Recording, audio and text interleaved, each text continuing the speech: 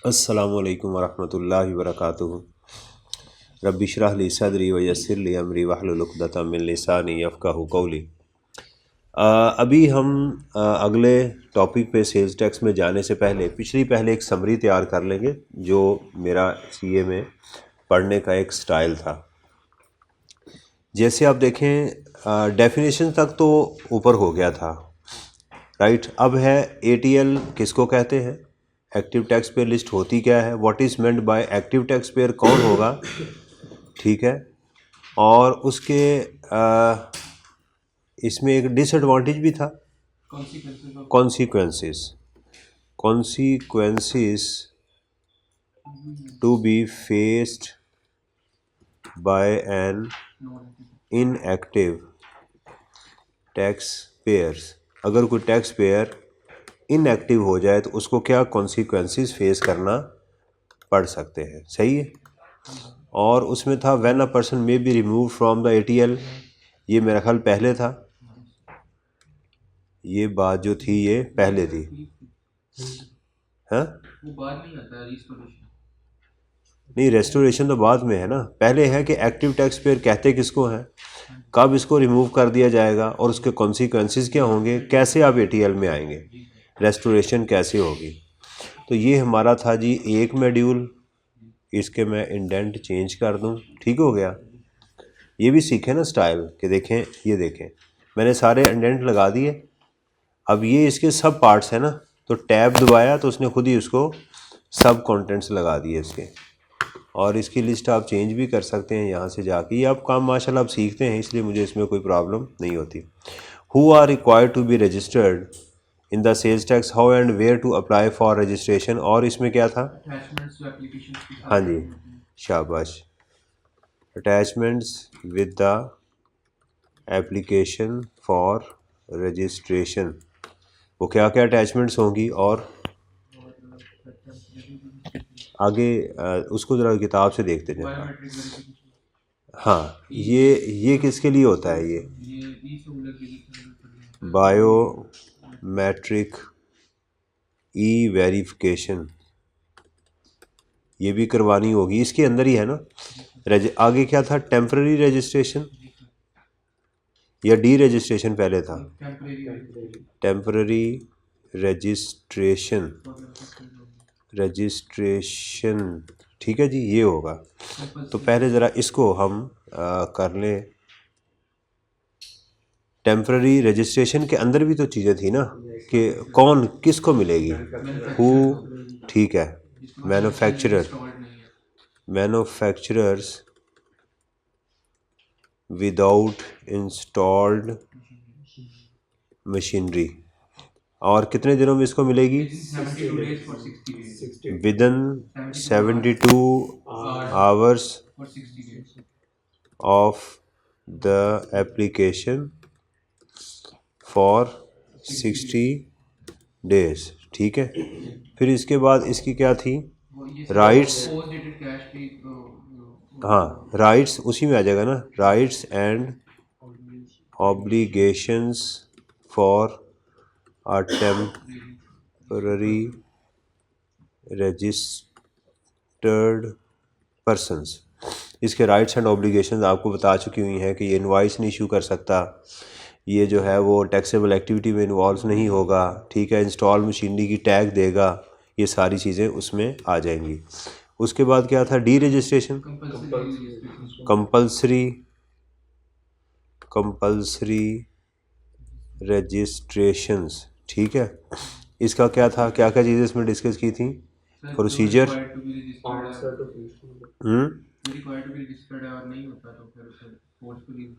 Forcefully कर दिया जाएगा, और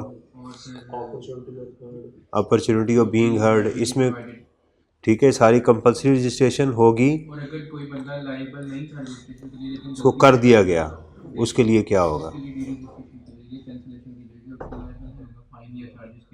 इसका कोई टाइम वगैरह इसमें मेंशन नहीं है ना। उसके बाद क्या था, कंपल्सरी के बाद चेंज इन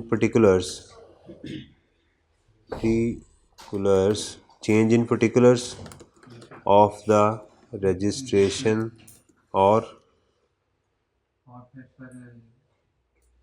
अगर रजिस्टर्ड ऑफिस आपने आरटीओ चेंज करना है, हाँ, चेंज ऑफ जुरिस्डिक्शन आरटीओ और एलटीओ, यानी जुरिस्डिक्शन आप चेंज करना चाहते हैं।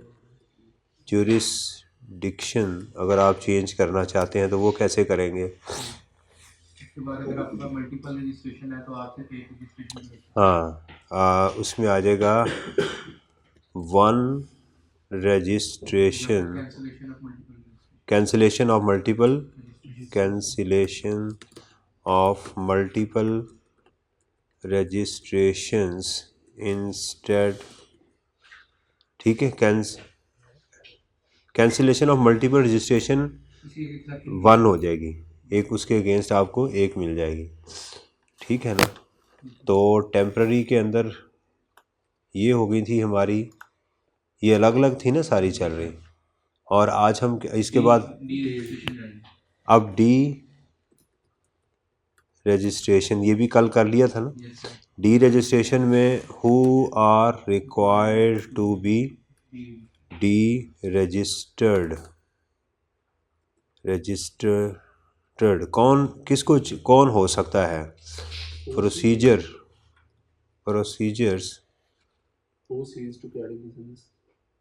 जी, हाँ, यानी कि उसमें जो टैक्सेबल एक्टिविटीज़ में इन्वॉल्व ना हो, जो कारोबार बंद कर रहा हो। चार मैंने बताए थे आपको। हाँ, टीयर 1 से अगर और कॉटेज इंडस्ट्री में चला जाए, सही। और प्रोसीजर फॉर डी रजिस्ट्रेशन, ठीक है। ट्रीटमेंट ऑफ क्लोजिंग स्टॉक, ठीक है जी। फाइनल रिटर्न, अच्छा ये एग्ज़ाम में आ चुका है कि फाइनल रिटर्न किसको कहते हैं।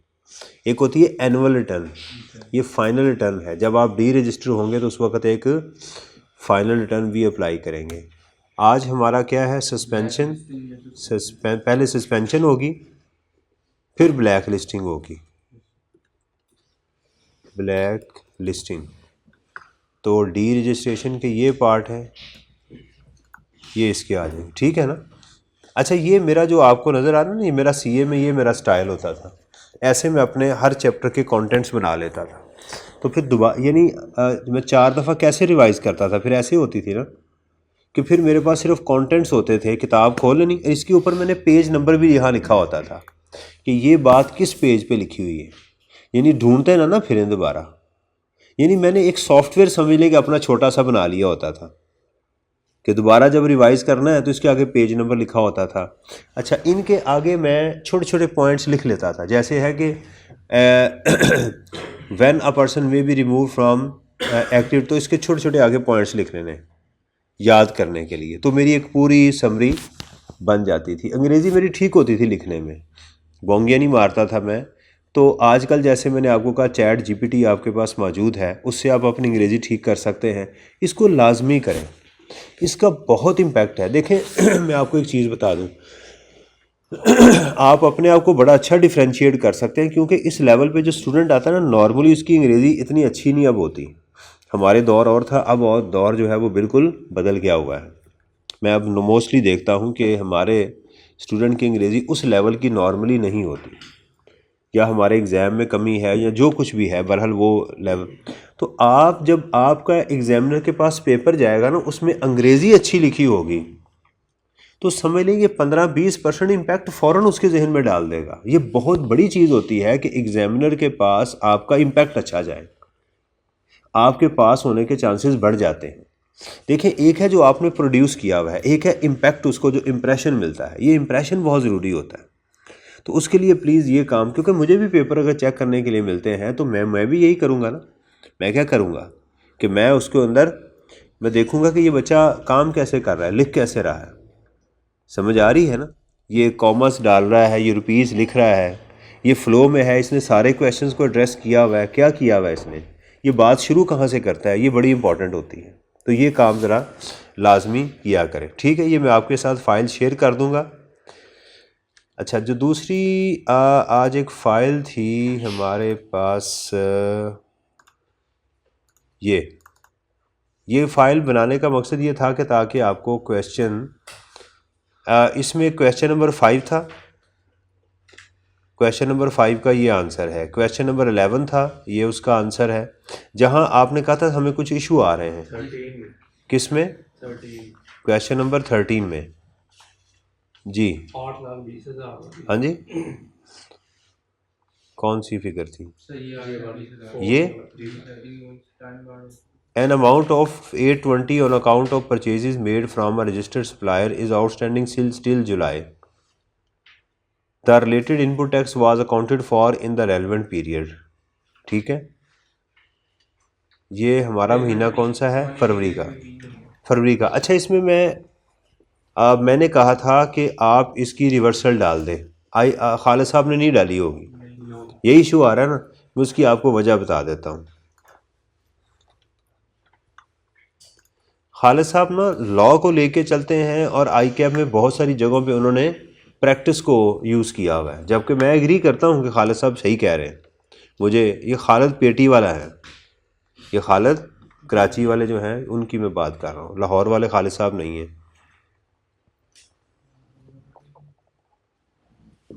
अल्हम्दुलिल्लाह। अच्छा जी, देखें हमारा महीना है फेब का,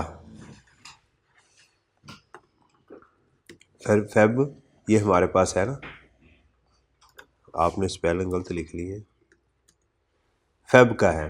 अब ये इनवाइस का भी इशू हुई है जुलाई के अंदर, ठीक है।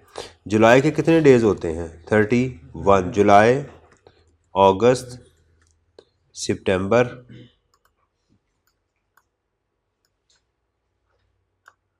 ये 31, 30, 31, 30, 31, 31, 28। अच्छा, अब अगर आप इसको देखें तो ये बनते 243 डेज। ये डिफ़ॉल्ट अगर देखा जाए तो कहाँ हुआ था?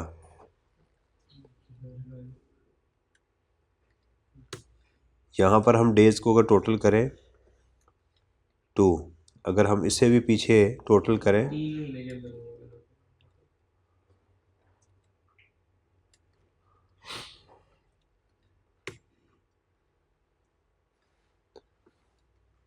तो इसका डिफ़ॉल्ट जो था वो नहीं हो चुका हुआ था, इसका डिफ़ॉल्ट दिसंबर में हो चुका हुआ था। खालिद साहब यहाँ पर ये प्ली लेते हैं, खालिद साहब ये प्री लेते हैं कि इसकी रिवर्सल दिसंबर में पड़ चुकी होगी, इसकी चूँकि दिसंबर में पड़ चुकी होगी इसलिए अब हम इसकी रिवर्सल नहीं डाल। ये इशू है क्या? कुछ ऐसे बच्चे जो भी सोच रहे होंगे कि ये क्या बात चल रही है। बात ये चल रही है कि अगर किसी महीने में आपने इनपुट क्लेम कर लिया, ठीक है, और वो चीज़ें आपने क्रेडिट पे थी, उधार पे थी, उधार पे थी, ऑन अकाउंट आपने परचेज़ की हुई थी, उसका लॉ ये कहता है कि 180 दिनों के अंदर अंदर आपने पेमेंट करनी है। अब यहाँ पर उसने क्या किया हुआ है कि अमाउंट 8,20,000 था ना, 8,20,000 इंटू 0.18, तो 1,47,600 रुपये की इस कंपनी ने, इस पर्सन ने इनपुट क्लेम कर ली हुई थी, पेमेंट नहीं की थी। इस पेमेंट के लिए लॉ ने इसे कहा था कि तुमने 180 दिनों के अंदर अंदर इसकी पेमेंट करनी है। अब हमें बताया जा रहा है फेब के अंदर जाके, जबकि 243 दिन हो चुके हुए हैं, कि जनाब इसने अभी तक पेमेंट नहीं की। खालिद साहब ये कहते हैं कि इसकी रिवर्सल जो है वो दिसंबर में पड़नी चाहिए थी। रिवर्सल मींस कि आप इनपुट में से इसको क्या कर दें, लेस कर दें, इस अमाउंट को 2,47,000 को लेस हो जाना, हो गया होगा, हो गया। आई कैप ही नहीं कहता, आई कैप कहता है ये पता ही हमें जाके फेब में चला है, डिपार्टमेंट को पता कब चला है, फेब में। तो आप जब भी हमें पता चल जाए 180 दिन के बाद हम उसको कोई रिवर्सल डाल देंगे। अब समझ आ गई? यानी आई कैप की बुक के अंदर भी, उसके सॉल्यूशंस के अंदर भी, और उनके आई कैप के जो सजेस्टेड सॉल्यूशन है सब जगहों पर ऐसे ही है। तो हम इसी को फॉलो करेंगे। हम जब हमें पता डिफ़ॉल्ट हो गया ना, वो 180 दिन से वो पिछले महीने हो गया, इस महीने हो गया, या अगले महीने हो गया, अगर इसकी रिवर्सल नहीं पड़ी तो अब रिवर्सल डाल दें। अब समझ आ गई? ये सबको बात समझ आई कि नहीं? जिसने किया होगा उसको समझ आएगी कि ये सवाल क्या हो रहा है। देखें, हमें एग्जामिनर अब बता रहा है कि इसको इतने दिन हो गए हैं, अभी तक जो है उसकी पेमेंट नहीं हुई, ये अब बता रहा है ना। तो बात है कि मैं समझता हूँ कि डिपार्टमेंट से इग्नोर हो गया ना। हम खुद से अज्यूम ना करें कि पीछे रिवर्सल पड़ चुकी है। खालिद साहब कहते हैं रिवर्सल पड़ चुकी हुई है, ये अब तो 243 दिन हो चुके हुए हैं, इसकी रिवर्सल पड़ चुकी हुई है। मैं कहता हूँ आप पास पेपर को करें, आप जो है ना उसके साथ अपनी ज़िंदगी आसान करें। 180 दिन हो गए फिर भी रिवर्सल डाल दें, 200 दिन हो गए हैं, 300 दिन हो गए, रिवर्सल डाल दें। अगर उसने ये नहीं कहा हुआ, अगर तो रिवर्सल ऑलरेडी कह दे कि पड़ गई हुई है, फिर तो बात ठीक है, लेकिन ऐसा उसने कभी कहा नहीं है। ये बात सही होगी। और बताएं क्या है इसमें इशू। ये सेल्स टैक्स ब्रॉड फॉरवर्ड क्या होता है पता है? ये इस महीने की हमारी, ये मैं संडे के जो लेक्चर मैंने आपको करवाए थे ये वो वाले हैं। ऑनलाइन के अंदर एक लेक्चर मैंने अभी देखा पोर्टल पे अपलोड हुआ था, 2 नहीं हुए हुए। वो इरफान साहब को मैंने दोबारा लिंक भेज दी हैं, तो उन्हें कहिएगा कि बाकी 2 भी आज कर दें, ठीक है। 32A है और 32B और C, ठीक है। वो 3 जो थे, मैंने 3 सेशन करवाए थे उसके अंदर ही। और बताएं इसमें क्या इशू था? 35 के अंदर ये 15वां हो गया था क्वेश्चन, पूरा हो गया था। Done, very good mister clever, you are mister clever. No, you are not mister clever, you should be clever, positive clever ji. 35 में क्या इशू था? हाँ जी, इसमें काफ़ी इश्यूज हैं। 2 मिलियन का अगर काफ़ी हैं तो कल कर लेंगे। आपने कहा था मैं खुद करवाऊंगा। चले, मैंने कहा था कोशिश कीजिएगा, आपने कोशिश की थी, फिर नहीं हुआ ना, तो अच्छी बात है नहीं हुआ। भाई मुझे भी तो काम कोई करे ना, मैं भी तो कोई काम करूं, सारे काम आप नहीं करने। चलें फिर इसको हम जो है वो कल 35 को कर लेंगे, ठीक हो गया जी। फॉर्मेट ये मैंने आज का बना लिया है, इसको भी अपडेट कर लेंगे ताकि ये समरी हमारी तैयार हो जाए। ये देखिएगा यहाँ पर आपके कल तक के लेक्चर जो हैं, जो ऑनलाइन स्टूडेंट देख रहे हैं, सारे अपडेट हो चुके हुए हैं। टेम्प्रेरी रजिस्ट्रेशन तक, ATL डी रजिस्ट्रेशन मैंने नीचे कंटेंट्स भी लिख दिए हैं। ये जो लेक्चर का और सॉल्यूशन मैंने नीचे अपलोड कर दिया यहाँ पे, ये देख लें। अच्छा, यहाँ संडे का एक लेक्चर अपलोड हुआ है आज इंशाल्लाह। 32A, 32B और 32C भी यहाँ पर अपलोड हो जाएंगे, आप इसको भी देख सकते हैं। एडिशनली मेरा ख्याल है कि हमने ये संडे के लेक्चर यूट्यूब के ऊपर भी अपलोड कर दिए हुए हैं। जो फिज़िकल क्लासेस में हैं उनके लिए ये भी है कि हमने उसको यूट्यूब के ऊपर भी अपलोड कर दिया, आप वहाँ से भी उसको देख सकते हैं। इसलिए मेरा ख्याल स्टूडेंट ने शोर नहीं मचाया कि पोर्टल पे नहीं है, क्योंकि ये उस वहाँ भी हो चुके हुए थे। सही है, ये देखें आज मैंने इसको अपलोड कह दिया हुआ है कि इसको कर दें। अच्छा जी, आज हम चलते हैं, कोई बुरे काम होने वाले हैं।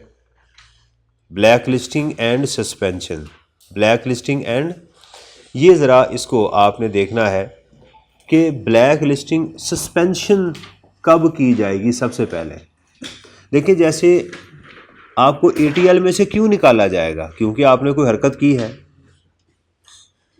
आप रजिस्टर्ड थे लेकिन आपको वहाँ से निकाल दिया गया, तो क्या आपने काम किया और उसके नुकसानात। सस्पेंशन में भी यही सीखना है आपने कि कब आपको सस्पेंड किया जाएगा, ठीक है। अच्छा, डायरेक्ट आपको ब्लैक लिस्ट नहीं किया जाएगा, पहले सस्पेंड किया जाएगा फिर ब्लैक लिस्ट किया जाएगा। पहले यानी वजह पूछी जाएगी, हाँ, अपॉर्चुनिटी ऑफ बीइंग हर्ड दी जाएगी आपको, और फिर उसके बाद आपको क्या किया जाएगा। अगर आपने फिर भी उसका कंप्लाई ना किया तो फिर आपको ब्लैक लिस्ट कर दिया जाएगा। सस्पेंडेड पर्सन के क्या नुकसान होते हैं, क्या उसको कॉन्सिक्वेंसेस फेस करना पड़ेंगे, और कैसे वो अपनी दोबारा सस्पेंशन को ख़त्म करवा सकता है। समझ आ गई? ये चीज़ें हमारी वो हैं। Where the commissioner FBR has reason to believe that a person is involve in tax fraud, ये देखिएगा, इसीलिए इन्होंने टैक्स फ्रॉड की डेफिनेशन को क्या कर दिया, चेंज कर दिया। इस दफ़ा लंबी चौड़ी, इसलिए मैंने कहा कि इस दफ़ा टैक्स फ्रॉड की डेफिनेशन इंपॉर्टेंट है, क्योंकि उन्होंने इस दफ़ा पहली बड़ी लंबी चौड़ी डेफिनेशन कर दी। कोई ये करेगा, फेक इनवाइस इशू करेगा, पढ़ा ना सारा, वो सारी चीज़ें जो है वो टैक्स फ्रॉड के ज़ुमरे में आ जाएगा। अगर कमिश्नर को या FBR को पता चल जाए कि कोई पर्सन जो है वो टैक्स फ्रॉड में इन्वॉल्व है, he may suspend the registration of such person by an order in writing and initiate such inquiry. तो पहले उसको क्या करेंगे, सस्पेंड, और उसके खिलाफ क्या होगी, इंक्वायरी शुरू कर दी जाएगी। फाइन, ये बात समझ आ गई। प्रोसीजर क्या है, सस्पेंशन क्या है। Where a commissioner is satisfied that a registered person has issued fake invoices. ये सारी चीजें ऑलरेडी टैक्स फ्रॉड में लिखी हुई हैं, तो आप उसको याद करके भी लिख देंगे, आपका आंसर ठीक होगा। वो जो अभी पढ़ा ना टैक्स फ्रॉड के अंदर जो जो ये सिचुएशंस हैं, वो दोबारा वही आएंगी तकरीबन। Fake invoices, awaited tax, tax को चोरी कर रहा है, omitted tax, committed tax frauds, registration of such person may be suspended through the system without prior notice. यानी सस्पेंशन के लिए कमिश्नर को नोटिस की जरूरत नहीं है। क्या करेगा, आप जैसे ही लॉगिन करेंगे वो कहेगा your account has been suspended, please contact your RTO और एलटीओ। आप जाएं उनसे जाके कांटेक्ट करें, जाएं पूछें उनसे क्या है, और अपनी ईमेल चेक करेंगे, वहाँ पर नोटिस आया होगा कि आपकी हमने सस्पेंशन कर दी है, तो ये हरकतें हैं, ये पहले करो ठीक, तो फिर आओ या हमें आके मिलो, ये डॉक्यूमेंट्स प्रोड्यूस करो, ये जाली इनवाइसेस हैं आपने प्रोड्यूस की हुई हैं, आपको इसको ठीक करना चाहिए। समझ आ गई। द बेसिस फॉर सस्पेंशन या रीज़न ऑफ सस्पेंशन में इंटर एलिया, यानी उसके अलावा, इंटर एलिया उसके अलावा ये भी हो सकती हैं। यानी जैसे आप किसी को कहते नहीं हैं, किसी को आपने मारा है थप्पड़, उसने कहा जी थप्पड़ क्यों मारा, आपने कहा जी आपने गाली दी है अभी, लेकिन आप कहते हैं कि इस गाली के अलावा भी कुछ वजह है जिसकी वजह से मैंने मारा है। पहली दफ़ा नहीं हरकत की, इसके अलावा भी फलां जगह तुमने मुझे घूरा भी था, एक दिन मैं गुजर रहा था तो मुझे तुमने टांग मारी थी, ऐसे भी तुमने किया था, मुझे तुमने फलां दिन गलत मैसेज भी किए थे, ये चीज़ें आप, है ना। तो ये है, अब समझ आ गई।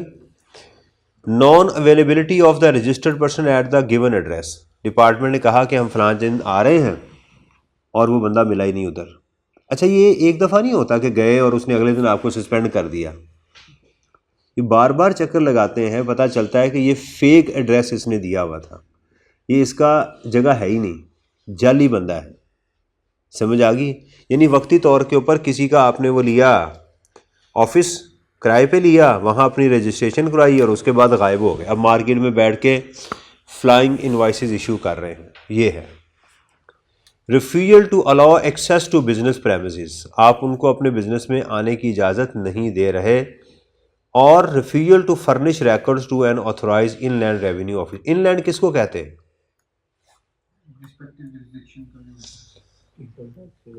Income tax, sales tax, FED, CVD, इन चारों को इनलैंड कहते हैं।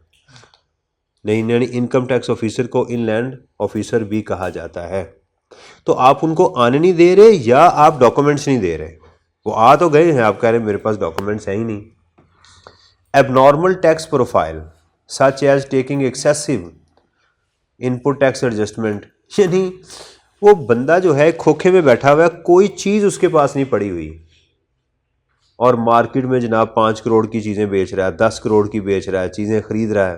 तो पूछते हैं तुम्हारा स्टोर किधर है, वो कहता है जी बस होता है, अल्लाह का करम है। जैसे हमारे किसी पॉलिटिशियन से किसी ने पूछा ना जी आपको इतना सारा कुछ कहाँ से आया हुआ है, उन्हें कहा बस अल्लाह का करम है जी, आपको क्या बताएं, बस चुप ही कर जाए, इसके ऊपर बात करनी आपकी बनती नहीं है। तो इसी तरह एबनॉर्मल प्रोफाइल कि आप शो कर रहे हैं, है कुछ भी नहीं लेकिन आप गलत डीलिंग कर रहे हैं। मेकिंग सब्सटेंशियल परचेजेस फ्रॉम और making supplies to other black listed और सस्पेंडेड, बाज नहीं आ रहे, आप तो सही हैं लेकिन ऐसे लोगों से, ऐसे मैं बंदे को जानता हूं कि जिसको उन्होंने सस्पेंड कर दिया, वो बार बार एक बंदे से डीलिंग कर रहा था, उससे फेक इनवाइसेस लेके सिस्टम में डालता था, तो उसको तो उन्होंने बाद सस्पेंड कर दिया, फिर इसको भी कर दिया। उन्होंने कहा ये लो तुम भी, समझ आ रही है ना। घरों में नहीं हम करते कि एक बच्चे को कहते हैं यार ये तुम्हारी सोसाइटी ठीक नहीं है, तो कहता है आप भी तो इस सोसाइटी में रहते हैं, वो बाप बाप कहते हैं उल्लू के पट्टे जिसमें तुम फिरते हो, हम उसको कह रहे हैं, उस सोसाइटी की बात नहीं कर रहे जिसमें हम रहते हैं। तो उसके अंदर तो वो ठीक नहीं है, बाज आ जाओ, बाज नहीं बाज आता। फिर आप एक दिन क्या करते हैं, आप उसको घर से निकाल देते हैं, दफ़ा हो जाए इधर से, तो वो क्या है, तो उसको भी सस्पेंड कर दिया ना आपने। तो ये ब्लैक लिस्टेड से परचेज और सेल को थोड़ा सा ब्लैक लिस्टेड से आप सेल परचेज तो कर सकते हैं, दिया, लेकिन हम क्लेम नहीं कर सकते। क्लेम नहीं मिलेगा ना, लेकिन अब बाज नहीं आ रहे फिर भी। ये नहीं कि बंदा ब्लैक लिस्टेड डजंट मीन कि उसका मुंह काला हो चुका हुआ है, उसको चित्र पड़ रहे हैं, वो ब्लैक लिस्टेड है सेल्स टैक्स में, उसका फंडामेंटल राइट तो है कारोबार करने का, लेकिन इनवॉइस इशू नहीं करते। इनवाइस इशू नहीं, लेकिन आप नहीं बाज आ रहे उसे, आपको मना भी किया गया ऐसे आप चीज़ें ना खरीदो, आप फिर भी उससे बाय कर रहे हैं, उस सूरत के अंदर भी आपके साथ ये किया जा सकता है। Non filing of sales tax return, आपने सेल्स टैक्स रिटर्न फाइल नहीं की। On recommendation of commissioner of any other jurisdiction, आप लाहौर में है, कराची के कमिश्नर ने कह दिया कि इसको सस्पेंड करो, ये हमारे एरिया में प्रॉब्लम क्रिएट कर रहा है, कोई और रीज़न जो कमिश्नर लिख दे, क्या समझ आई हैं चीज़ें। अगर आपसे पूछा जाए कि under what grounds a person may be suspended from the sales tax, तो क्या क्या चीज़ें बताएंगे।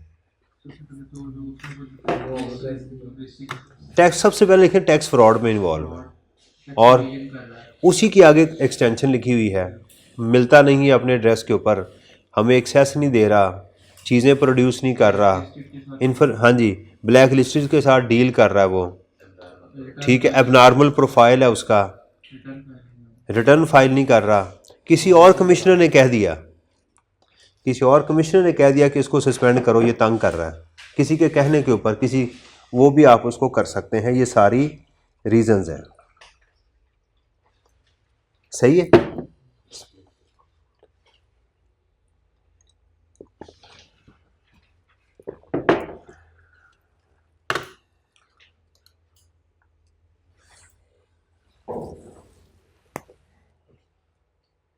मैंने अभी एक फ़ाइल बनाई थी, ओपन की थी जी। सस्पेंशन के अंदर पहली हमने क्या पढ़ी, रीजंस ऑफ सस्पेंशन, मैंने कहा साथ साथ लिखते जाए ना इसको। एक तो रीज़न हो गई, अब क्या होगा, the written suspension order shall indicate the reason for suspension. ये रिटन सस्पेंशन ऑर्डर कौन देगा, CIR। जब इसको ऑर्डर मिलेगा उसमें रीज़न लिखी जाएगी, and shall be endorsed to register, endorse mean भेज दी जाएगी, एंड ऑल कंसर्न डिपार्टमेंट, उसको भी, और जितने डिपार्टमेंट हैं उनके भी भेज दी जाएगी। आपका अगर चक्कर लगे इसमें टैक्स डिपार्टमेंट में, तो जब आप बायोमेट्रिक से एंटर होते हैं ना टैक्स डिपार्टमेंट के अंदर, तो आपको एक बोर्ड नज़र आएगा, उस पर लिखा होगा ब्लैक लिस्टेड पर्सन या सस्पेंडेड पर्सन, लिस्ट भी उनकी लगा देते हैं कि ये लोग जो हैं वो क्या है, ब्लैक लिस्टेड है। A registered person who does not file sales tax return of 6 consecutive months shall suspended by the system without any notice। इसके लिए कमिश्नर को भी ज़रूरत है, सिस्टम खुद ही उसको उसका अकाउंट ब्लॉक कर देगा। इसके कॉन्सिक्वेंसेस क्या होंगे, ये उसके कॉन्सिक्वेंसेस हैं, ठीक है, यहाँ लिख लेते हैं, कॉन्सिक्वेंसेस ऑफ सस्पेंशन, ठीक है जी। इसके कॉन्सिक्वेंसेस क्या होंगे, no input tax adjustment refund shall be admissible to the suspended person, देखें, during the period of suspension, उसको भी नहीं मिलेंगे, number 1। Similarly no input tax adjustment shall be allowed to the buyer on the basis of invoices issued by the suspended person, whether issued prior to or after such suspension। ये बात ज़रा ध्यान से सुनिएगा, ये बड़ी इंपॉर्टेंट है, confuse भी कर सकती है। एक शख्स जो है वो सस्पेंड हुआ,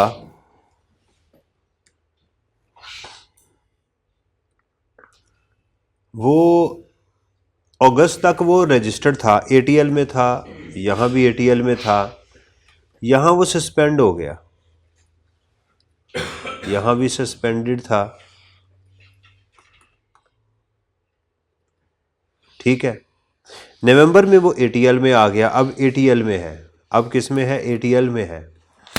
इस पीरियड के दौरान, अब ध्यान कीजिएगा, इस पीरियड के दौरान आप उसकी किसी इनवॉइस को, बेशक वो इसी पीरियड में उसने इशू की हुई हो, आप लेने की कोशिश करेंगे, आपको उसका इनपुट, ये बात जहन में रखिएगा। उसने इशू की है, वो इनवाइस उसने इशू की थी अगस्त में, आप कब क्लेम करने की कोशिश कर रहे हैं, और सितंबर या अक्टूबर में सिस्टम आपको अलाउ नहीं करेगा। हाँ, आप नवंबर में आ गए, वो इनवाइस पुरानी थी तो यहाँ पर एक्टिव हो जाएगी वो, क्योंकि अब दोबारा वो एक्टिव में आपको वेट करना पड़ेगा कि ये सस्पेंशन से निकल जाए। एक बात। दूसरी बात, अगर उसने इस पीरियड के दौरान कोई इनवाइस इशू कर दी है तो उसके बाद उसका तो इनपुट मिलना ही नहीं है। यानी अपनी सस्पेंशन के दौरान उसको मना किया गया था कि अब आपने किसी टैक्सेबल एक्टिविटी में इन्वॉल्व नहीं होना, अब इनवाइस भी नहीं इशू करनी। हाँ, उससे पिछली इनवाइसेस और सस्पेंशन के बाद की इनवाइसेस तो मानी जाएंगी, लेकिन इस सस्पेंशन पीरियड के दौरान जो है ना, आपको इनवाइस का इनपुट नहीं मिलेगा। अगर आपको लिखा हो सवाल के अंदर कि साहब इसकी परचेज में वो परचेजेस भी शामिल हैं जो फलां सस्पेंडेड या ब्लैक लिस्टेड पर्सन से हैं, तो आपने उसको माइनस कर देना। आपने क्या करना, उसको माइनस कर देना। ये बात जहन में रखनी है। ये बात क्लियर हुई है? और अगर सर देखें, एग्जाम में क्वेश्चन आता है कि परचेजेस किया फलां बंदे से, जब वो एक्टिव था लेकिन अब वो सस्पेंड हो गया, तो उसको उस पीरियड के लिए नहीं करना आप, उस कैरी फॉरवर्ड करेंगे? नहीं, कुछ भी नहीं करना आपने एग्जाम में। इनका सवाल ये है कि अली है ना आपका नाम, अली कह रहा है कि भी अगर उसने जो इनवाइस मेरे पास मौजूद है वो है जुलाई की, उस वक्त वो एक्टिव था, अब जब मैं क्लेम करने की कोशिश करूं अब वो सस्पेंडेड है, तो इसका क्या करूं? इसका कुछ भी नहीं करना। कैरी फॉरवर्ड करना नहीं, कैरी फॉरवर्ड भी नहीं करना, क्योंकि कैरी फॉरवर्ड करने से मुराद ये है कि आपका इनपुट है। जब भी आप डाल देंगे कि ये कैरी फॉरवर्ड है तो इसका मतलब आप मान रहे हैं कि ये इनपुट है। इसको तो अभी इनपुट मानना ही नहीं है ना, वेट करें कि उसका कोई फैसला हो जाए। अच्छा, उसके बाद प्रैक्टिकली फिर होता क्या है, अगर वो ब्लैक लिस्ट हो जाए ना, तो फिर स्पेशल परमिशन के थ्रू उस इनवाइसेस को एक्टिव कर दिया जाता है। समझ आ रही है ना? मसलन वो ब्लैक लिस्ट ही हो गया, एक्टिव ही नहीं हुआ, दोबारा फौत ही हो गया, समझें, तो अब क्या होगा? फिर स्पेशल प्रोसीजर के तहत आपकी इनवाइस को एक्टिव कर दिया जाता है। और अगर सस्पेंडेड पीरियड में किया तो इनपुट वो तो गया ना, वो तो ऐसे ही है कि एक बंदा फौत हो गया तो आपने उसके बाद में अंगूठे लगवाए हुए। अगर ये साबित हो जाए कि ये सस्पेंशन के दौरान, तो आप इनवाइस नहीं इशू कर सकते। फाइन। जो एटीएल वाली है उसके लिए हम वेट करेंगे कि कभी इसकी सस्पेंशन खत्म हो। जी, तो यानी सर नॉन एक्टिव यानी इनएक्टिव टैक्स पेयर में और सस्पेंडेड पर्सन में यही फर्क है? सस्पेंडेड इनएक्टिव ही होता है, फ़र्क नहीं है, दोनों एक ही हैं। इनएक्टिव से मुराद सस्पेंडेड है, इनएक्टिव से मुराद सस्पेंडेड है। तो जो ब्लैक लिस्ट हो गया वो तो अगली स्टेज पे चला गया ना। सस्पेंशन समझे बीमारी है, और एक्टिव जो ब्लैक लिस्टिंग मौत है। समझ आ गई ना? तो इनएक्टिव मीन, इनएक्टिव क्या होते हैं? अब जब बीमार होते हैं तो क्या होते हैं? इनएक्टिव नहीं हो जाते, क्या करते हैं? लेट जाते हैं। फिर यार आज क्लास में नहीं जाना, नहीं यार मैं बीमार हूँ, इनएक्टिव हैं। तो एक्टिव कब होंगे? जब सेहतमंद हो जाएंगे। तो बीमारी के बाद या तो बंदा फौत होगा, तो या सेहतमंद होगा। तो अगर सेहतमंद हो गया दोबारा वो एक्टिव होकर अपने काम करेगा। लेकिन बीमारी के दौरान कोई टैक्सेबल बात ना करें, अपनी बीमारी के दौरान कोई टैक्स की बातें ना करें। समझ आई? हाँ, उसकी जो एक्टिव जब था उस वक्त जो उसने टैक्स की बातें की गई हैं वो मान ली जाएंगी, ठीक है? कब? जब दोबारा ठीक होगा। The commissioner shall within 7 days of issuance of suspension order. अब देखें, सबसे पहले उसको सस्पेंड कर दिया गया, 7 दिन के अंदर अंदर एक कमिश्नर क्या करेगा? उसको एक शो कॉज नोटिस इशू करेगा। किस लिए? टू अफोर्ड, जिसमें दी जाएगी an opportunity of being heard with in 15 days of issuance of such notice. 7 दिन के अंदर उसको नोटिस देगा और कहेगा कि 15 दिन के अंदर अंदर आके मुझे वजह बयान करो। यह हम उधर लिख देते हैं, ठीक है? Notice by the CIR with in 7 days, इसमें ब्रैकेट में लिख लें an opportunity of being heard shall be given for 15 days। ये कंफ्यूज नहीं करना दोनों में, समझ आ रही ना क्लियर कट। यानी आपने उसको देखिएगा, मैं इसकी एक डेट यहाँ लॉजिकली लेता हूँ, उसको नवंबर 25 को उसको सस्पेंड कर दिया गया, तो नोटिस कब जाना चाहिए? Within 7 days. तो 25 को निकाल दें, 26, 27, 28, 29, 30 और 1 और 2, तो इसको दिसंबर 24 तक इसको नोटिस इशू हो जाना चाहिए, शो कॉज नोटिस इशू हो जाना चाहिए कि साहब आके वजह बताएं कि आपने क्यों किया। यानी बेशक अगले दिन हो जाए, 26 को हो जाए, 27 को हो जाए, लेकिन उसको वजह बताएं।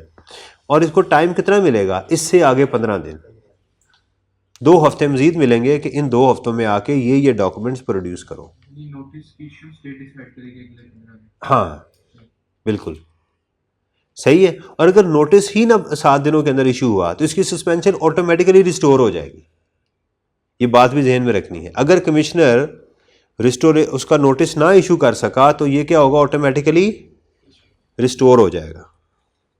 ठीक है जी। अच्छा, फिर उसमें लिखा जाएगा कि आपको मार दिया जाएगा, अभी तो बीमार हो, उसके बाद क्या होगा? तुम्हें ख़त्म कर दिया जाएगा in case there is no response from the notice. अगर तुमने मेरा जवाब ना दिया, बोलो राइट। कहते ना ठाकुर कितने आदमी थे, बताओ, ये आपको बताना पड़ेगा। दूसरा, नॉट प्रोवाइडेड द रिकॉर्ड, अब बोल तो रहे हैं, चीज़ें नहीं दे रहे।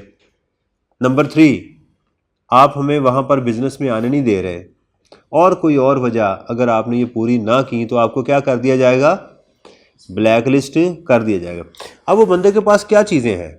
या तो इनको जवाब ही ना दे, नंबर 1, या जवाब दे और मुतमिन ना कर सके, या जवाब दे और मुतमिन कर दे, यही हो सकता है ना। पहली बात, अगर वो आंसर रिप्लाई नहीं करेगा तो क्या होगा? सस्पेंड, उसको ब्लैक लिस्ट कर दिया जाएगा। और अगर वो रिप्लाई करता है, सेटिस्फाई नहीं कर पाता, फिर भी ब्लैक लिस्ट कर दिया जाएगा। और अगर वो रिप्लाई करता है और वो सेटिस्फाई कर देता है तो फिर इसको क्या किया जाएगा? रिस्टोर कर दिया जाएगा, उसकी ब्लैक लिस्टिंग, उसको दोबारा एक्टिव लिस्ट में डाल दिया जाएगा। In case show cause notice is not issue within 7 days, ये देखिएगा बड़ा इंपॉर्टेंट है। The suspension order shall be void ab initio. Void ab initio जानते हैं क्या? Void from the beginning. हाँ, मैंने अपनी वालदा को ना फाइनल में कहा कि मेरे लिए दुआ किया करें कि मैं पास हो जाऊं, तो उन्होंने कहा कि दुआ की, दुआ करती थी, मैं पास भी हो जाता था। उन्होंने एक दफ़ा दुआ की, मेरा पेपर ना निकला वो फाइनल में, तो मैंने उनसे पूछा भी आपने मेरे लिए दुआ नहीं की सही? कहती मैंने दुआ की। मैंने कहा क्या दुआ की? उन्होंने कहा, मैं कहा या अल्लाह जितने बच्चों ने पेपर दिए सारे ही पास हो जाए। मैं कहा वॉइड एबनिशो तो दुआ की है आपने, सारे तो नहीं पास होने। अल्लाह ताला को बात, वो अल्लाह ताला चाहे तो कर सकते हैं, आप तो ठीक दुआ करें ना। आप कहें कि इमरान शहजाद वल्द अनायतुल्ला गली नंबर ये बच्चा पास हो, सीधी बात बताए ना, फिर मैं पास हुआ अल्हम्दुलिल्लाह। In case of non availability of the suspended person, अब उसको ऑर्डर देना है, वो वहाँ मिलता ही नहीं है, अब क्या होगा? तो फिर उसका, मैंने कहा ना जब जाएंगे तो वहाँ बोर्ड के ऊपर नाम लिखे होते हैं, यानी नोटिस का रिसीव होना तो ज़रूरी है ना, ताकि आप प्ली ले सकें कि उसको हमने ब्लैक लिस्ट क्यों किया है। और अगर वो बंदा मिलता ही नहीं है, आजकल ईमेल डाल देते हैं, वो भी वैलिड होती है, तो फिर वहाँ बोर्ड पे नाम लगा दिया जाएगा। On receipt of the reply to the notice if commissioner is satisfied he may order for the revoking of suspension, उसकी सस्पेंशन को रिवोक कर दिया जाएगा। ठीक है। अब इसी तरह आपने जैसे ब्लैक लिस्टिंग का किया था ना, कॉन्सिक्वेंसेस, और आप इसमें लिख देंगे रिवोकिंग या रेस्टोरेशन, रिवोकिंग ऑफ सस्पेंशन कैसे की जाएगी, ये आप इसमें लिख सकते हैं। ठीक है जी, यहाँ तक हो गया ब्लैक लिस्टिंग। अब आते हैं ब्लैक लिस्टिंग, ये उसी की कॉन्टिन्यूएशन ही है, असल में एक ही टॉपिक है। In case the offence, offence क्या होता है? जुर्म। Is confirm, the commissioner shall issue an appealable order for black listing and shall proceed to take legal action. Shall issue an appealable order, यानी ऐसा नहीं है कि बस मर गए, अब भी उसका CPR किया जा सकता है। CPR क्या होता है? जब उसको दबाते नहीं है, वो करंट लगाते हैं, कहा जाएगा अभी भी तुम्हारे पास चांस है, मैंने तुम्हें ब्लैक लिस्ट कर दिया है लेकिन तुम इसके खिलाफ अपील कर सकते हो। And shall proceed to take legal and penal action, और उसके खिलाफ क्या किया जाएगा? लीगल और पीनल एक्शन, पकड़ दकड़ दिवालियापन जो होता है ना, वो शुरू कर दी जाएगी। उस ऑर्डर में क्या लिखा जाएगा? रीज़न क्यों ब्लैक लिस्ट किया आपको, ठीक है। The time for which any refund और इनपुट शैल बी एडमिसिबल, ये देखें मैंने भी कहा था ना आपको, तो उसमें फिर बता दिया जाता है लोगों को भी, जनाब ये वक्त है, इस शख्स की इतनी इनवाइसेस आप क्लेम कर सकते हैं।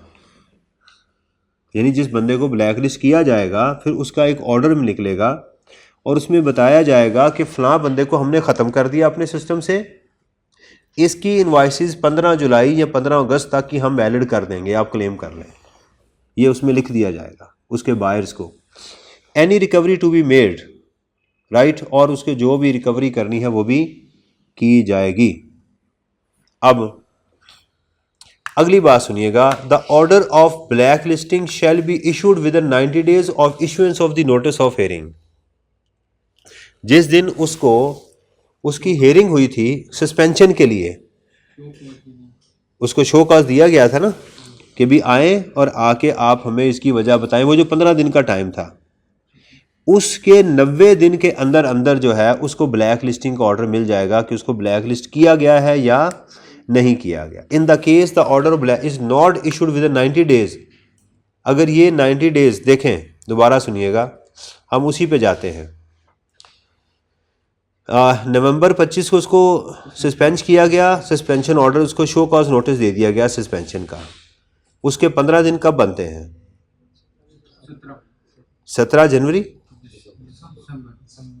दिसंबर। लेट्स सपोज कि हम अज्यूम करते हैं कि उसको दिसंबर 10 को उसको नोटिस इशू कर दिया गया, दिसंबर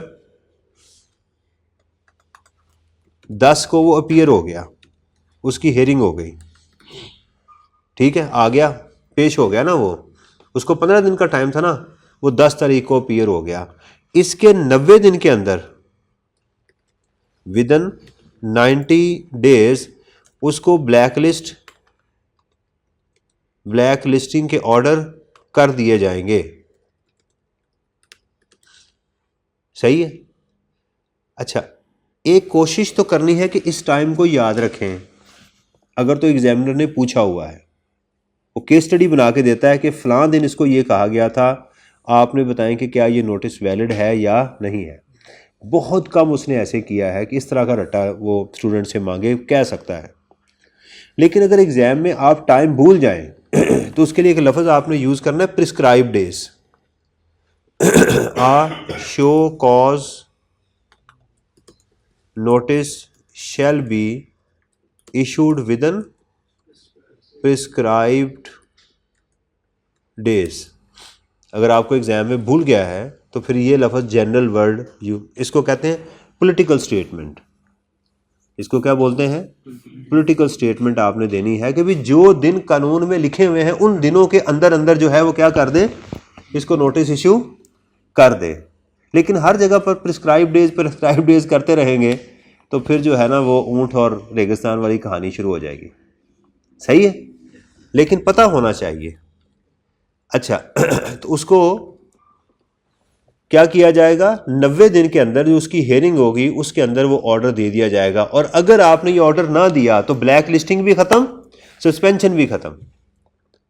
दोबारा ज़रा सोचिएगा, 7 दिन के अंदर आपने उसको क्या देना है, नोटिस, शो कॉज नोटिस। उसमें 15 दिन का उसको टाइम दिया जाएगा कि हेयरिंग होगी। जब हेयरिंग होगी तो उसके बाद 90 डेज़ का उसको जो है वो क्या मिलेगा, टाइम मिलेगा। 90 डेज़ के अंदर अंदर हेयरिंग के बाद आपने क्या करना है, उसको ब्लैक लिस्टिंग का ऑर्डर देना है। तो आप, हाँ जी, 90 दिन तक वो सस्पेंड रहेगा। हाँ, नहीं 90 दिन ही हो सकता है, अगले दिन आप ऑर्डर कर दें, यस नो कर दें। 90 दिन तो टोटल टाइम है, मैक्सिमम टाइम बता दिया गया। 15 दिन के बाद सर देखें ना, सर 15 दिन नहीं, जिस दिन हेयरिंग हुई। नोटिस भेजा, उसके बाद हेयरिंग हुई, हेयरिंग के जो रिप्लाई करना है उसके लिए 90 डेज है ना, तो केवल हाँ जी। किया है कि नहीं, तो सर 90 दिन तक वो सस्पेंड रहेगा कि वो इंतजार करता रहेगा? नहीं बेटा, 90 दिन तो कमिश्नर के पास टाइम है ना कि उसको ऑर्डर यस नो करे। अगर उसको अगर वो यस नो नहीं करता तो वो अगर वो नहीं भी करता तो वो सस्पेंड ही रहेगा। है वो सस्पेंड? हाँ जी, सस्पेंड रहेगा वो। इसमें हम बना लेते हैं रूल ऑफ, कितना पहले थे 7 डेज, फिर 15 डेज और फिर 90 डेज। तो ये तो काफ़ी लंबी फिगर बन जाती है। हम लिखते हैं 7, 15 और 90, ऐसे कर लेते हैं। ठीक है, ये आप याद रखिएगा। 7 डेज के अंदर क्या करना है, 7, 15 शो काज नोटिस। टाइम कितना दिया जाएगा, 15 दिनों का हेयरिंग के लिए, और जिस दिन भी हेयरिंग होगी उसके बाद 90 डेज का टाइम वो दे दिया जाएगा। ये है, ठीक है। ये रूल ऑफ, ये आप लिख लें आसानी के लिए। Copies of the order shall be endorse, वो सेम वही है कि उसको कॉपीज़ भेज दी जाएंगी जो सस्पेंशन के लिए था, सारे डिपार्टमेंट को सर्कुलेट कर दी जाएंगी, ठीक है। और ये बता दिया जाएगा कि आपने इस दिन तक आप इसका इनपुट क्लेम कर सकते हैं, right. Copies of the order shall be endorsed, endorse का मतलब क्या है, भेजना, to the registered person and all concern departments, right. Copies of order shall also be circulated, circulate की जाएगी along with the computer system generated list of invoices issued by the blacklisted person to all officer of Inland Revenue, them to disallow the input claim on the basis of invoices issued by the, और उन invoices को भी भेज दिया जाएगा कि जनाब ये आज तक ये इन्वाइसेस इशू कर चुका है, अगर इसने आपसे इनपुट लिया हो तो डिसअलाउ कर दें, ठीक है। किसी ने भी इसका इनपुट लिया हुआ तो उसको क्या करें, डिसअलाउ कर दिया जाए।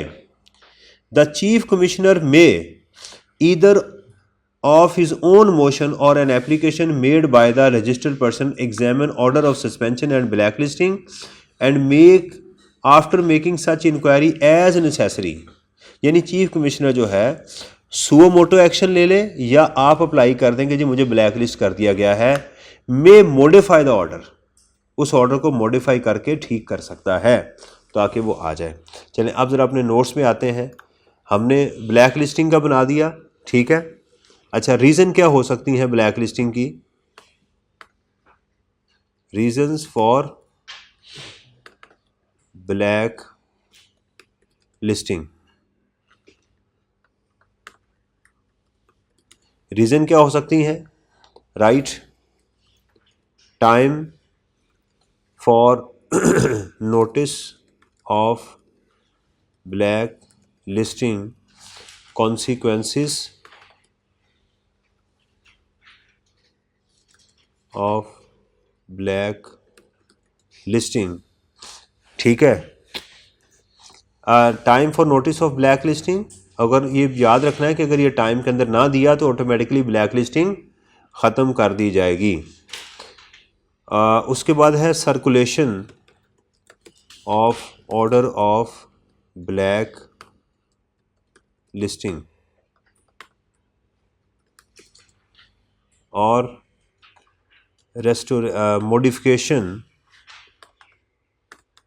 मॉडिफिकेशन ऑफ सस्पेंशन और black listing order by the chief commissioner inland revenue.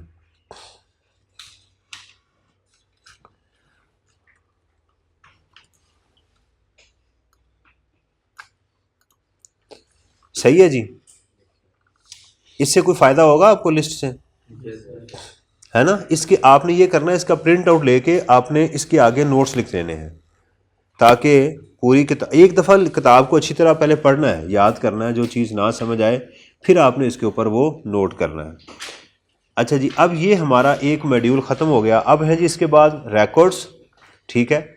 अच्छा, मेरी आपसे एक रिक्वेस्ट है कि ये रिकॉर्ड जो है इसको आप पढ़ लीजिएगा, इसमें समझाने वाली चीज़ को नज़र नहीं आ रही, प्लस इसको आपने आई कैप की बुक से लाजमी देखना है। ये आपने साथ लिख लें कि आपने आई कैप की बुक के साथ इसमें और कुछ चीज़ें भी उन्होंने लिखी हुई हैं किताब के अंदर, रीड कर लीजिएगा। इम्पॉर्टेंट एरिया है और एग्ज़ाम में आता भी है, ये इम्पॉर्टेंट एरिया। अच्छा, इसमें ये चीज़ें हैं कि आपने रिकॉर्ड बनाना है परचेजेस का, गुड्स का, invoices, debit credit note, double entry system, business bank account, ये सारा कुछ ये इम्पॉर्टेंट है। समझाने वाली चीज़ कोई नहीं है इसमें। इट डजेंट मीन कि समझने वाली चीज़ कोई नहीं। ये क्या कहा मैंने, बस ये लेकिन याद करना है कि क्या क्या रिकॉर्ड्स हैं और कहाँ उसने मेंटेन करने हैं, क्या क्या रिकॉर्ड्स हैं और कहाँ कहाँ उसने मेंटेन करने हैं। और इसका फिर आखिरी जो पार्ट होगा वो होगा रिटर्न असेसमेंट और अपील। रिटर्न असेसमेंट और कौन रिटर्न फाइल करेगा, कैसे रिटर्न फाइल करेगा, ठीक है, और उसके बाद जो है वो क्या रिटर्न को रिवाइज़ कर सकता है, अगर उसने रिटर्न फाइल की है तो उसकी असेसमेंट, इंक्वायरी, ऑडिट कैसे होगा, ये वाले इसके एरिया जो हैं वो मौजूद हैं। एनुअल रिटर्न क्या होती है, एक्सटेंशन उसमें कैसे मिलेगी, ऑडिट कैसे होगा इसका, ठीक है। बेस्ट ये बेस्ट असेसमेंट्स क्या होती हैं, ये वाली चीज़ें, लिमिटेशन ऑन असेसमेंट्स। ये मिनिमम सेल्स टैक्स लायबिलिटी आई कैप ने अपनी किताब में नहीं दी हुई, ये प्लीज़ इसको काट दीजिएगा। ये मैंने उनकी शायद देखी हो, देख लीजिएगा, मेरा ख्याल है कि मैंने वहाँ नहीं देखी। ड्राइंग ऑफ सैम्पल्स हैं इसके अंदर, बस ये वाला, ठीक है। तो आपका जो ट्यूसडे को टेस्ट होगा वो आपको मिल चुका हुआ है ब्लैक लिस्टिंग तक। आपसे दरख्वास्त है कि आप इसको याद करें। नेक्स्ट ट्यूसडे को हम कंप्रीहेंसिव करेंगे। अब आपने नेक्स्ट ट्यूसडे को, पहले इस ट्यूसडे को फोकस करें कि मैंने सेल्स टैक्स को तैयार करना है, और अगले ट्यूसडे तक फिर न्यूमेरिकल की प्रैक्टिस, और पिछला शुरू कर दें सिस्टम ऑफ टैक्सेशन। यानी हम नेक्स्ट सैटरडे तक इंशाल्लाह, अगर अल्लाह ताला ने सेहत दी, ज़िंदगी दी और मुल्क के हालात भी ठीक रहे, तो हमारा टारगेट 30 तक है कि 30 तक हम इसको कंक्लूड कर देंगे। क्या कर देंगे? और अगले महीने से इंशाल्लाह हम क्या शुरू करेंगे, इनकम टैक्स को शुरू कर देंगे इंशाल्लाह वज़्ज़ोजल। इंशाल्लाह हम फिर इसके बाद इनकम टैक्स को, और अगर इससे पहले हो गया तो इनकम टैक्स पहले भी शुरू किया जा सकता है, उसमें कोई क़यामत वाली बात नहीं है कि आप कहें जी पहले आपने इशू कर दिया। मैं तो अभी I was not well prepared before 1st of December, my birthday was on 1st of December and I was thinking that I should start income tax on my birthday. Before my birthday I am unable to do anything, sir please, and you start weeping। ये ना कीजिएगा, सही है। तो और कल के लिए आपसे रिक्वेस्ट है कि अगर आपका कोई क्लैश आ रहा हो क्लास के साथ, कल भी मैं सेशन करूँगा पिछले क्वेश्चंस। हाँ जी, अंसारी साहब की क्लास है 4 बजे, 4 घंटे की सबकी है, सुबह 7 से 11। सुबह 7 से 11 तक। कितने लोग हैं? 2 3 7 से 11 तक हैं। रिकॉर्डेड ही लेनी पड़ेगी।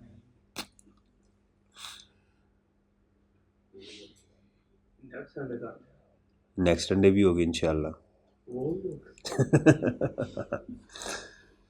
जी बता दें फिर इसमें क्या करना है। हाँ जी, सेशन थोड़ा छोटा रखते हैं ना हम, थोड़ी सी सेशन में स्टूडेंट का ऑनलाइन जो बैठे होते हैं ना, उसकी मोटिवेशन मुझे भी मिल रही होती है ना। न्यूमेरिकल सेशन के अंदर आप जब बैठे होते हैं तो मुझे भी उसकी मोटिवेशन मिलती है ना, कि आप लोग बैठे हों, डिस्कशन चल रही हों उसके अंदर, तो फिर एक बात होती है ना। बाकी कितने लोग हैं जो कहते हैं वो होंगे सेशन में?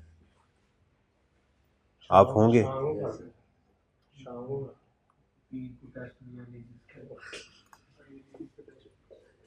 देखिए बाद में प्रेशर बढ़ जाना है, बाद में तो प्रेशर बढ़ना ही बढ़ना है।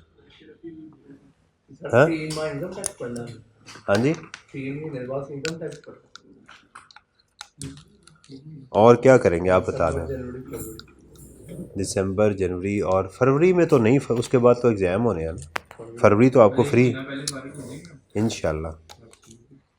1 महीना नहीं तो 20 दिन तो कम से कम मिल जाएंगे। रिवीजन भी तो उसकी करनी है ना। जनवरी तक पिछली दफ़ा स्टूडेंट को रिवीजन से बहुत फ़ायदा हुआ है। रिवीजन मैंने तकरीबन मैं हर 20 घंटे की रिवीजन करवाई थी, और उसके अंदर हम पिछले 2 पेपर करवाऊंगा आपको पूरे A to Z पूरा, कि आपको फुल फ्लेज एग्ज़ाम में पता चले कि रैंडमली जब चीज़ें आ रही होती हैं तो फिर कैसे करते हैं। ठीक है ना। तो 2024 का भी और 23 का भी इंशाल्लाह वो भी करेंगे। सुबह हाँ जी।